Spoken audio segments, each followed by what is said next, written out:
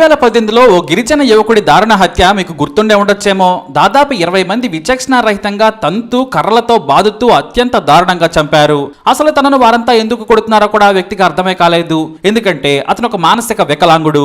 ఈ హత్యపై దేశవ్యాప్తంగా దుమారం కూడా రేగింది. దేవుడు నడయాడే రాష్ట్రమని, మోస్ట్ ప్రోగ్రెసివ్ స్టేట్ అని చెప్పుకునే కేరళలో ఎక్కడో సొమాలియోల మాదిరిగా నడి రోడ్డుపై జనం ఓ యువకుడిని చంపడంపై కోర్టు ఆగ్రహం వ్యక్తం చేసింది. మనం ఏ సమాజంలో ఉన్నామా అంటూ 13 మందికి 7 ఏళ్ల జైలు శిక్ష విధించింది న్యాయస్థానం. అసలు ఆ గిరిజన యువకుడు ఎవరు, ఎందుకు హత్య చేశారనేది ఈ స్టోరీలో చూద్దాం. కేరళలోని పాలక్కడ్ జిల్లా అగలి గ్రామ పంచాయతీ పరిధిలోని చిందక్కి అనే ఓ అటవీ కుగ్రామం ఉంది. ఇదే చిన్న అటవీ గ్రామానికి చెందిన 27 ఏళ్ల మధు ఇంట్లో నుంచి వెళ్లిపోయాడు. ఎందుకంటే ఇతని మానసిక పరిస్థితి బాగోలేదు. ఇతనే కాదు, గ్రామంలోని చాలా మందికి మానసిక సమస్యలున్నాయి. వీరిది గిరిజన కుటుంబ తెగ.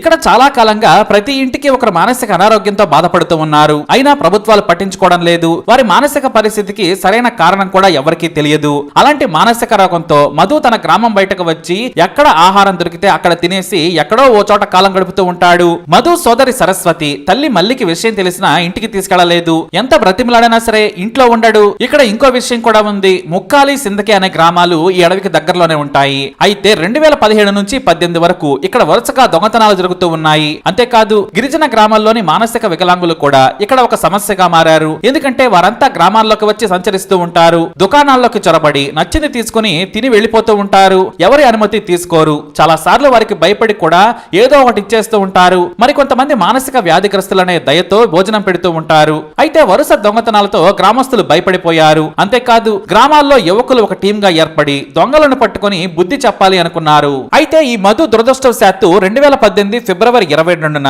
వండిక్కడో టీ ఎస్టేట్ దగ్గర సంచరిస్తూ ఉన్నాడు. అది అజ్ముడి అటవీ ప్రాంతానికి దగ్గరలో ఉంటుంది. అయితే ఓ వ్యక్తి అదిగో వాడే దొంగతనం చేసిందని మధును చూపించాడు. దీంతో ఒక్కసారిగా 16 మంది మధుపై విచక్షణ రహితంగా దాడి చేసి కొట్టారు. కొంతమంది స్థానికులు అతని మానసిక వికలాంగుడిని వదిలేయమన్నారు. దొంగతనం చేసేంత ఆలోచన తెలివి లేదని వారు వారించినా కూడా వినలేదు. దొంగతనం చేసి దాచుకునే తెలివి మధుకు లేదని కొంతమంది గిరిజనులు వారిని అడ్డుకున్నా కూడా అస్సలు వినలేదు. వారిపై కూడా దాడికి దిగారు. ఆ తర్వాత మధు లుంగి విప్పేసి చేతులు కట్టేశారు. అర్ధనగ్నంగా అతని వీపుపై బియ్యపు సంచి పెట్టి 3 కిలోమీటర్లు నడిపించి గ్రామంలోకి తీసుకెళ్లారు. అక్కడ కూడా ఒకేసారి దాడి చేసి మొహంపై పొట్టపై తన్నారు. కర్రలతో కొట్టారు. మధుని ఒక గుడి దగ్గర కూర్చోబెట్టి వందలాది మంది చూస్తుండగానే దాడి చేశారు. ఈ దృశ్యాలను కొంతమంది రికార్డ్ చేస్తూ ఉన్నారు. అయితే ఎంత కొట్టినా కూడా పాపం కన్నీళ్లు అతని కళ్ళ నుంచి రాలేదు. అతనికి నొప్పి తెలుస్తున్నా కూడా కళ్ళ వెంట నీళ్లే రాలేదు. అయితే అందరి ముందే హుస్సేన్ అనే వ్యక్తి ఎగిరి మధు ఛాతిపై తన్నాడు. దీంతో వెళ్లి తల గోడకు తాకడంతో అక్కడికక్కడే స్పృహ కోల్పోయాడు మధు.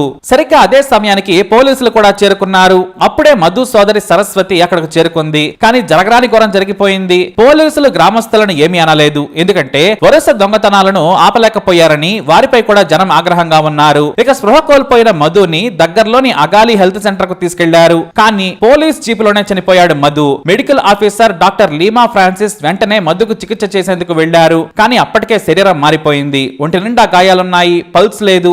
సాయంత్రం 4 గంటల 30 నిమిషాలకు మధు చనిపోయాడు. అంటే ఉదయం నుంచి హింసిస్తూ ఉన్నారు ఈ నీచులు. తనకు ఏం జరుగుతుందో ఎందుకు కొడుతున్నారో కూడా తెలియదు. అయినా 16 మంది ఉన్మాదులు అత్యంత హేయంగా కొట్టారు. హుస్సేన్ అనే నీచుడు ఎగిరి ఛాతి మీద తంతే దూరంగా ఉన్న గోడకు తల తాగడంతో స్పృహ కోల్పోయాడు. అప్పటికే వందలాది సార్లు శరీరాన్ని గ్యాప్ లేకుండా కొట్టారు. కొన్ని చోట్ల తీవ్రమైన గాయాలు కూడా కనిపించాయి. అయితే ఇక్కడే అసలు ట్విస్ట్.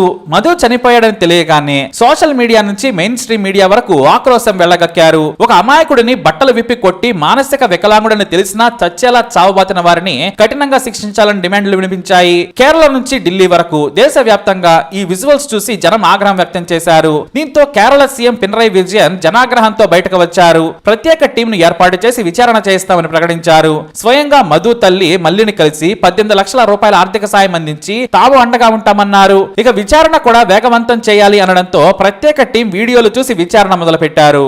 అయితే వీడియోలో ఎగిరితనన్న హుస్సేన్ అరెస్ట్ చేయడానికి వెళ్లారు పోలీసులు. కానీ అతను విపరీతంగా మద్యం తాగి భయంతో చనిపోయాడు. ఆ తర్వాత మిగతా వారిని కూడా పోలీసులు అరెస్ట్ చేశారు. పైగా నేరం చేసిన వారి వీడియోలు సోషల్ మీడియాలో కూడా ఉన్నాయి. విచారణాధికారులు వేగంగా 2018లో 3000 పేజీల ఛార్జ్ షీట్ ను దాఖలు చేశారు. మధును హేయంగా చంపిన వారిలో ఒక్కడే గిరిజనుడు. మిగతా వారంతా సామాన్య గ్రామస్తులు. కేవలం దొంగ అని ఒకరు చెప్పడంతో ఆలోచన శక్తి మరిచిపోయి టార్చర్ పెట్టి మానసిక వికలాంగులుగా వీరు మారిపోయి చంపారు. అయితే ఛార్జ్ షీట్ దాఖలు చేసిన విచారణకు ముందు సాగలేదు. దాదాపు 4 ఏళ్ల పాటు ఈ కేసు కోర్టులోనే ఉంది. కావాలనే దోషులను కాపాడేందుకు అధికార పక్షం కుట్ర చేస్తుందనే ఆరోపణలు వినిపించాయి. చివరకు మీడియా ఒత్తిడి ఒత్తిడితో మనార్గాడు ఎస్సీ ఎస్టీ ప్రత్యేక కోర్టులో కేసు విచారణ మొదలైంది. శాశ్వత న్యాయమూర్తి పబ్లిక్ ప్రాసిక్యూటర్ ను ఏర్పాటు చేసిన తర్వాత ఏప్రిల్ 28, 2022న ఈ కేసు విచారణ మొదలైంది. అలాగే 127 మంది సాక్షులను కూడా చేర్చారు. కాకపోతే చాలా మందిని నిందితులు చంపుతామని బెదిరించారు. కీలక సాక్షులకు డబ్బును కూడా ఇస్తామని ప్రలోభ పెట్టారు. దీంతో చాలా మంది కోర్టుకు వచ్చేందుకు ఆసక్తి చూపలేదు. పైగా 24 మంది పోలీసులకు ఒకటి చెప్పి ఆ తర్వాత మాట మార్చారు.